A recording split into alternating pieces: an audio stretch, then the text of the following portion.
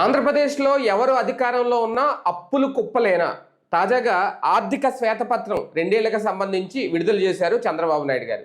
తమ ప్రోగ్రెస్ చాలా గొప్పగా ఉందని చెప్పుకునే ప్రయత్నం చేస్తూ ఉంటే, లేదు గతం కంటే ఇప్పుడే ఈ 2 ఏళ్లలోనే భారీగా అప్పులు చేశారు అనేది వైసీపీ వెంటనే ఇమీడియట్గా ఇచ్చిన కౌంటర్ నిన్న సాయంత్రమే. అయితే వీళ్ళ లెక్కలకి చూసుకుంటే చాలా తేడానే ఉంది. జిఎస్డిపిలో అప్పుల శాతం 28.37 సగటుతో స్థిరంగా అప్పట్లో 2014 నుంచి 19 వరకు కొనసాగింది. జగన్ వచ్చిన తర్వాత విధ్వంసం చేశారు, దాన్ని 33.83% పెంచారని వీళ్ళు చెప్తున్నది. వీళ్ళు ఏం చెప్తున్నారు వైసీపీ? లేదు 2024, 25 లేదంటే 25, 26 అంటే ఈ 2 ఏళ్లలోనే ఏకంగా 36.2% అప్పులు చేసేశారు అనేది సగటున. అంటే అప్పులు ఎవరు ఎక్కువ చేశారు, ఎవరి వల్ల రాష్ట్రం నాశనం అయింది, మూలధన వ్యయం విషయంలో పెట్టుబడులు రాకపోవడం వల్ల ఆంధ్రప్రదేశ్కి జగన్ టైంలో భారీగా నష్టం జరిగింది అనేది కూడా నిన్న బాబు గారు చెప్పిన మాట. వీటన్ని మీద ఒకసారి చర్చించే ప్రయత్నం చేద్దాం.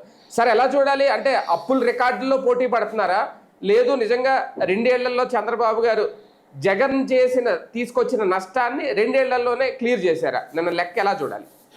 అర్థం కాని మాటలతో, అర్థం కాని సబ్జెక్టుతో, అర్థం కానటువంటి పాఠాలు చెబుతా మన చేతిలో ఉన్న మీడియా ద్వారా ఎట్లా మేనేజ్ చేసుకోవాలన్నటువంటిదే నిన్న బాబు గారికి సంబంధించినటువంటి శ్వేతపత్రపు యొక్క అర్థం. అంతకుమించి ఏమీ లేదు.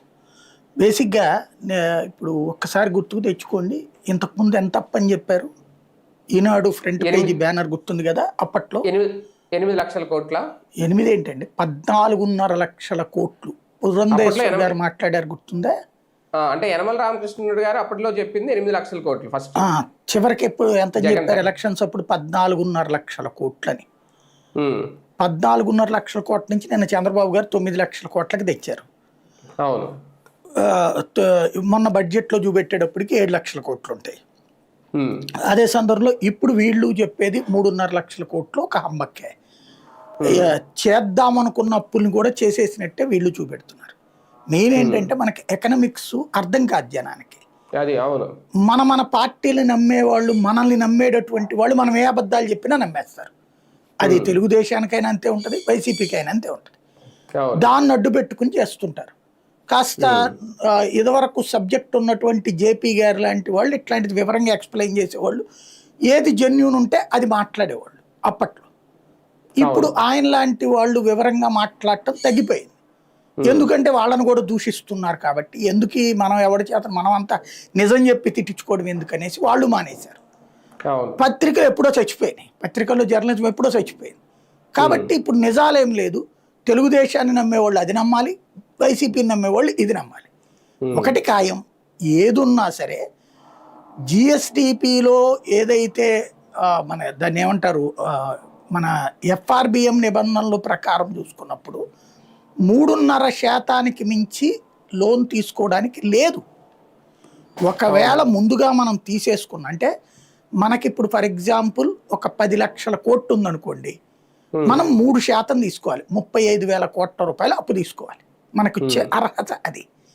అదే 20 లక్షల కోట్లు ఉందనుకోండి, 60,000 కోట్లు 70,000 కోట్లు తీసుకుంటాం. వాస్తవంగా 3% ఉండేది. దాంట్లో కొన్ని దాన్ని ఏమంటారు ప్రోత్సాహకాలు ఇచ్చింది ప్రభుత్వం, కేంద్ర ప్రభుత్వం. ఎట్లా అంటే మీరు ఎల్ఈడి బల్బులు ఎక్కువ కంప్లీట్ మెయింటైన్ చేస్తారు, దానికి మీకు ఒక 0.5%. అట్లాగే మీరు అదేది రీసర్వే చేస్తున్నారు, దానికి మీకు ఒక 0.5% అప్పు తీసుకోవడానికి. లేదంటే కనుక ఈ మన స్మార్ట్ మీటర్లను తీసుకెళ్తున్నారు, దానికి ఎంత ప్రోత్సాహం, ఇట్లా ఒక దాన్ని ఏమంటారు బెనిఫిట్స్ ఇస్తున్నారు. అంటే ఇది చేస్తే మీకు ఇదనే ప్రోత్సాహకాలు ఇస్తున్నారు. అట్లా తీసుకునే అప్పు కారణంగా జగన్ టైంలో ఓ 0.5% ఎక్కువ తీసుకోవడానికి వచ్చింది అవకాశం. దాంతో పాటుగా కరోనా టైంలో దేశంలో ఆర్థిక వ్యవస్థ అంతా కుప్పకూలిపోయింది కాబట్టి అప్పుడు ఒక 0.5% అప్పు తీసుకోవడానికి అవకాశం ఇచ్చింది కేంద్ర ప్రభుత్వం. ఇవి రెండు అధికారికంగా ఇవ్వబడినవి. ఒకవేళ కనుక నిబంధనల కంటే ఎక్కువ కనుక చేస్తే అప్పుడు కేంద్ర ప్రభుత్వం ఆపేస్తుంది నీ అప్పుని. ఇప్పుడు చంద్రబాబు గారి టైంలో 2019కి ముందు 2018-19లో వైసీపీ బీజేపీ గవర్నమెంట్ అంత గొడవ పడ్డా కూడా ఆ టైంలో ఎఫ్ఆర్బిఎం నిబంధనలకి దాటి ఎక్స్ట్రా తీసుకున్నారు వీళ్ళు కొంత. అదేమన్నారు, నెక్స్ట్ ఇయర్లో అడ్జస్ట్మెంట్ అన్నారు. నెక్స్ట్ ఇయర్ నువ్వు ఉంటావో లేదో తెలియదు కదా, నువ్వెందుకు మరి నెక్స్ట్ ఇయర్ని తనఖా పెట్టి తీసుకుంటావని అడగల అప్పుడు ప్రభుత్వం, అవును. ఇచ్చేసింది. అలా ఇచ్చిన దాన్ని జగన్ వచ్చాక మినహాయించుకున్నారు. అప్పుడు జగన్ గిలగల్లాడాడు, వెళ్ళి మోడీ దగ్గర కూర్చుంటే అప్పుడు ఆర్థిక శాఖ పెట్టిన పద్ధతి ఏంటంటే, సరే వాళ్ళది అప్పుడు ఎక్స్ట్రా తీసుకున్న అమౌంట్ ఏదైతే ఉందో అది 5 ఏళ్లకి అడ్జస్ట్ చేయండి, ఏడాదికి ఇంతని అన్నటువంటి. తద్వారా ఆ డబ్బులు వాళ్ళు బిగబట్టిన డబ్బులు మళ్ళీ కొంత ఇచ్చి 5 ఏళ్ళు అడ్జస్ట్ చేశారు. అంటే చంద్రబాబు గారి టైంలో ఎక్సెస్ తీసుకున్న దాన్ని వీళ్ళు మళ్ళీ 5 ఏళ్ళు కట్టాల్సి వచ్చింది. అది వీళ్ళకి ఇచ్చే ఎగ్జంప్షన్ కాకుండా చేసుకొచ్చారు. అది ఇంకొక కాన్సెప్ట్ ఏమొచ్చిందంటే, అప్పుడే బాబు గారి టైంలో ఉన్నటువంటి దాంట్లో కరెంటు విద్యుత్ అప్పుడు బిల్లులు ఎప్పటికప్పుడు మనం దగ్గర కట్టించుకుంటారు కదా, అలాగే ఆ విద్యుత్ ఉత్పత్తి చేసిన సంస్థలకి బిల్లులు రాష్ట్ర ప్రభుత్వం కట్టేయాలి కదా, వీళ్ళు కట్టేవాళ్ళు కాదు. కట్టేయకుండా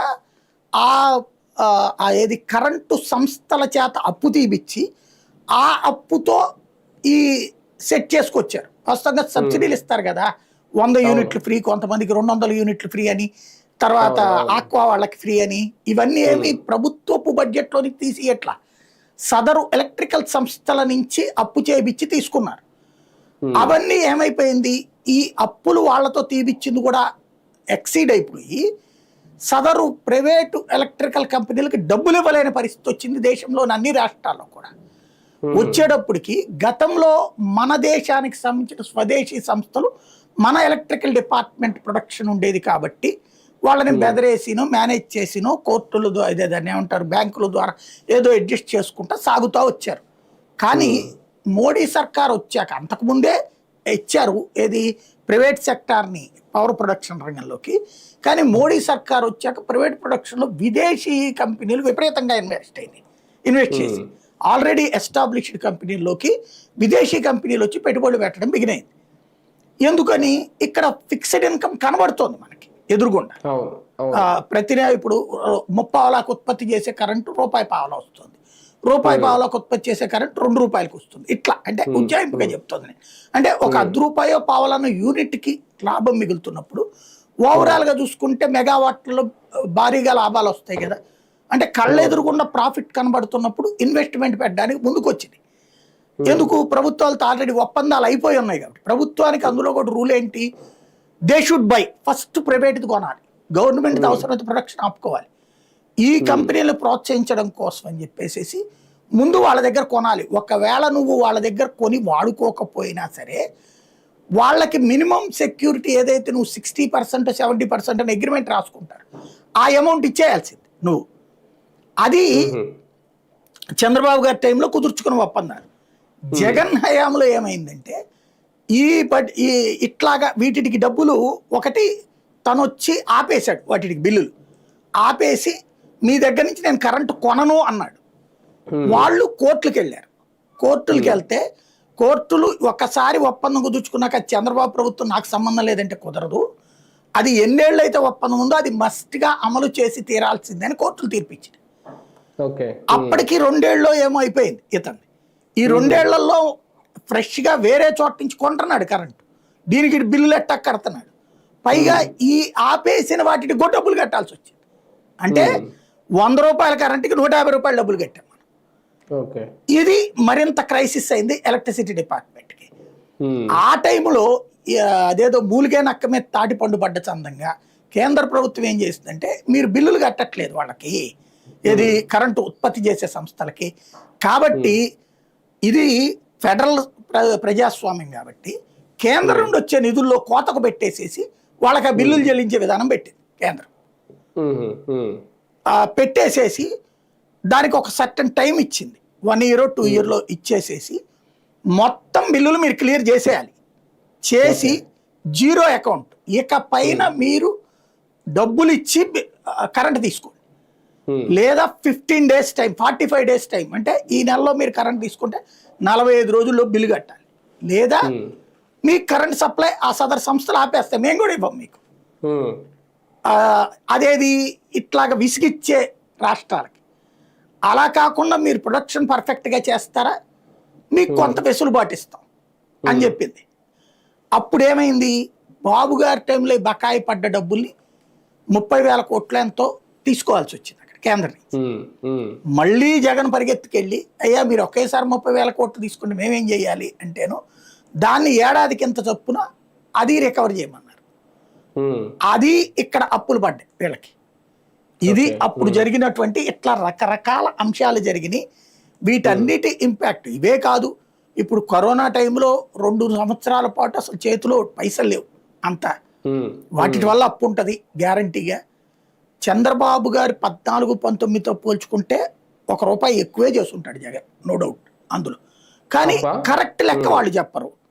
అది ఉమ్, జగన్ చెప్పేది 3.5 లక్షల కోట్లు నేను చేశానంటాడు, లేదా అతను 8 లక్షల కోట్లు చేశాడని వీళ్ళు అంటారు. అవును. వీళ్ళు చెప్పేది వాళ్ళ హయాంలో 3 లక్షల కోట్లతో కలిపి చెప్తున్నారు. వాళ్ళ హయాంలో 3.5 లక్షల కోట్లును ఇంకో 1.5 కోట్లు అడిషనల్ గా కార్పొరేషన్స్ పేరుతో తీసుకున్నారని వాళ్ళు చెప్తారు. అవును. అయితే ఫైనల్ గా వీళ్ళు ఇవాళ చెప్పిన ఫిగర్ 9.5 లక్షల కోట్లు. అంటే అప్పుడు చంద్రబాబు టైంలో 5 లక్షల కోట్లకు వీళ్ళు 4.5 తీసుకున్నట్టు, లేదా వాళ్ళు 3.5 లక్షల కోట్లు అప్పు చేస్తే వీళ్ళు 5 లక్షల కోట్లు తీసుకున్నారు. కానీ బాబు గారు వచ్చే నాటికే 90,000 కోట్ల అప్పు ఉంది.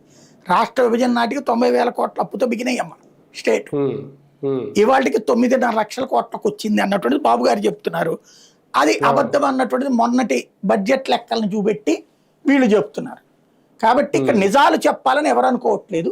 మేము చెప్పింది నిజమని నమ్మమని అందరికీ చెప్తున్నారు. ఉమ్. కానీ మూలధన వ్యయం జగన్ హయాంలో ఎందుకు తగ్గిపోయింది?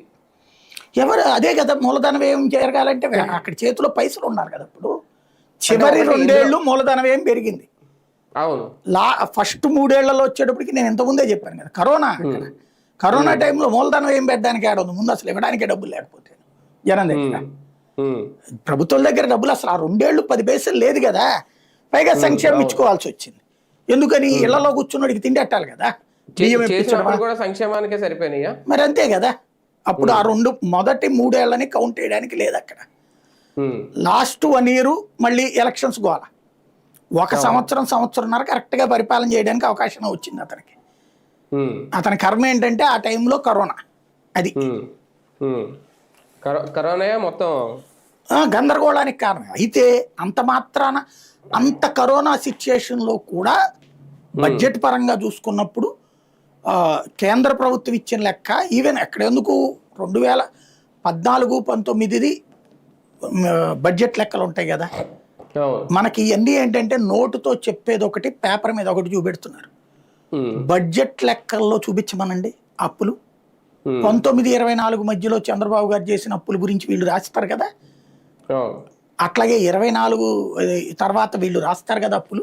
గతంలో 19-24లో ఎంత చేశారన్నది వీళ్ళ బడ్జెట్లో పెడతారు కదా. ఉమ్, ఇప్పటికి ఎంత అప్పు ఉంది అనేది మొన్న ఫైనాన్స్ మినిస్టర్ పెట్టినటువంటి ఇది ఉంటుంది కదా. ఉమ్, ఉపన్యాసం కాదు, అంకెలు ఉంటాయి. ఉపన్యాసాల్లో సొల్లు ఏమైనా రాయొచ్చు మనం, అవును. అంకెలు ఉంటాయి. దాంట్లో చూపించమనండి. 14.5 లక్షల కోట్లని పేపర్లను మోసం చేశారు, జనాల్ని మోసం చేశారు.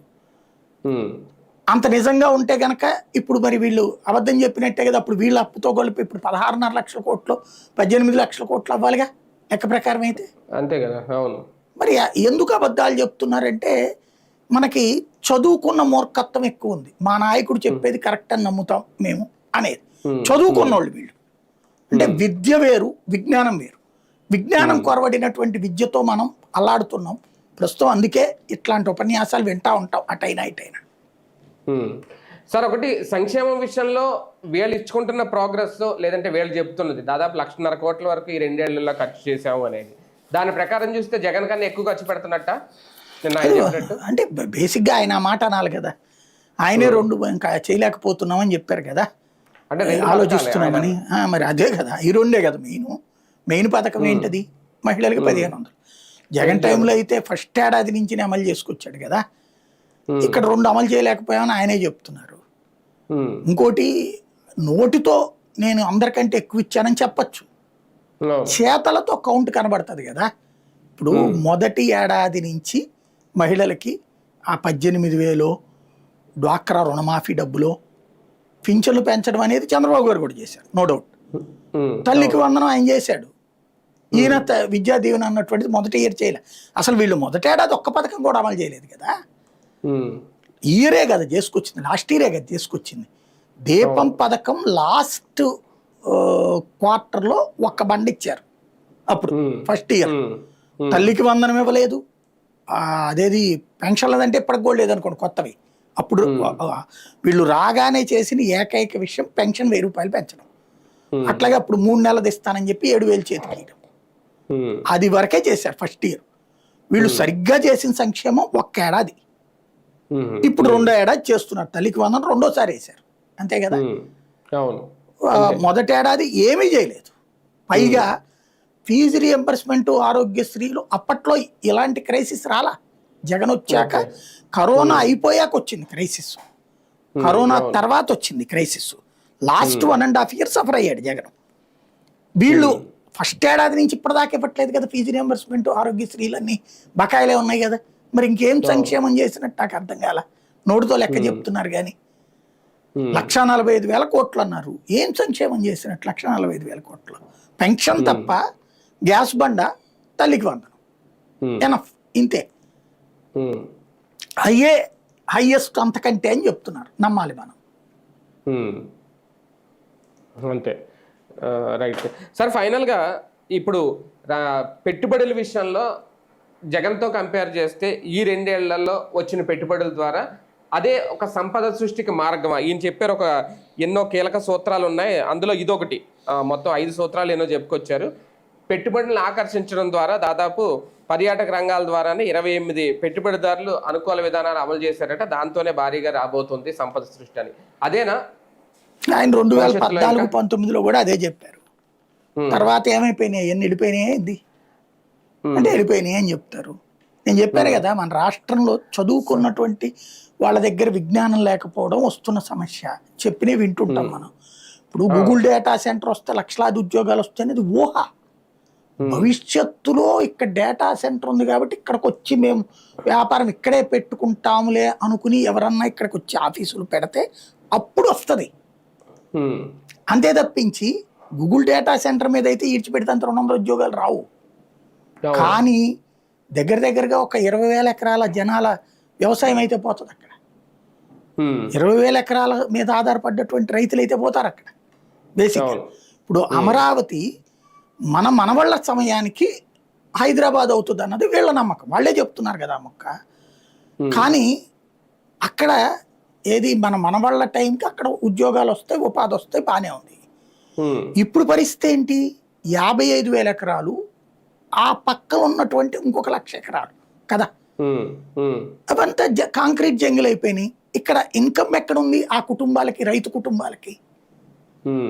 రైతు కూలీల బ్రతుకులు ఏంటి? వాటిట్లో ఎన్ని లక్షల జీవితాలు తేడాలు వచ్చినాయి. వీళ్ళు ఉపాధి వచ్చేది చెప్తారు, ఉద్యోగం భవిష్యత్తులో వచ్చేది. ఇప్పటికిప్పుడు ఉపాధి పోయినటువంటి వాళ్ళ గురించి అసలు లెక్కలేయ్యరు. మన దేశంలో జరుగుతున్న అతిపెద్ద లోపం ఇదే. పరిశ్రమలు రావాలి, సాఫ్ట్వేర్లు రావాలి, అందరూ రావాలి. దాన్ని మనం ఎక్స్ప్లాయిట్ చేసి చూపెడుతున్నాం. కోల్పోతున్న భూముల్లో కోల్పోతున్న ఉద్యోగాలు, ఉపాధి అవకాశాలని గురించి చెప్పట్ల. సేద్యం లేని చోటన నువ్వు ఇండస్ట్రీస్ పెట్టు, అప్పుడు ఆ రైతు బాగుపడతాడు, ఇండస్ట్రియలిస్ట్ బాగుపడతాడు. సేద్యం సక్రమంగా సాగే చోట నువ్వు పెట్టేటటువంటి ఇండస్ట్రీ వల్ల 10 మందికి కొత్త ఉద్యోగాలు వస్తే 100 మంది ఉపాధి పోతున్నారు. ఇది గుర్తుపెట్టుకోవాల్సిన సూత్రం. కానీ సంపద సృష్టి గురించి జగన్ ఏమన్నా ఆలోచించాలా? దాని గురించి ఏమన్నా ప్రకటించాలా? రేపొద్దున్న అధికారంలోకి వస్తే మేము సంపద ఎలా ఆయన సృష్టించినా ఈయన సృష్టించలేదనే చెప్తాడు. ఇప్పుడు అంతేనా? 2014 నాటికి మన ఆదాయం 50,000 కోట్ల రూపాయలు, 50 నుంచి 70,000 కోట్ల రూపాయలు పెరిగింది. వీళ్ళకి 25,000 కోట్ల దాకా పెంచారు. జగన్ టైంలో 95,000 నుంచి 1,00,000 కోట్ల దాకా పెంచాడు. ఇప్పుడు వీళ్ళు 1,10,000, 1,20,000 కోట్లకు పెంచారు. సంపద పెరిగేటటువంటి దానంతా అది పెరిగిపోతూనే ఉంటుంది. అయితే సంపదకి మించి ఖర్చు ఉండకూడదు. ఆర్థిక సూత్రంలో ఇది ముఖ్యం. జగన్ టైంలో సంపదకి మించి ఖర్చు అయ్యింది. ఎందుకు? చంద్రబాబు టైంలో తీసుకున్న నిర్ణయం వల్ల. చంద్రబాబు టైంలో ఉద్యోగుల జీతాలు కేంద్ర ప్రభుత్వం రెవెన్యూ లోటు భర్తీ చేస్తుంది కాబట్టి పెంచేశారు, 42-43% చేసేశారు. అది 5 ఏళ్ల తర్వాత కేంద్రం భరించలా రెవెన్యూ లోటుగా, 5 ఏళ్లకే అది. అప్పుడు ఏమైంది?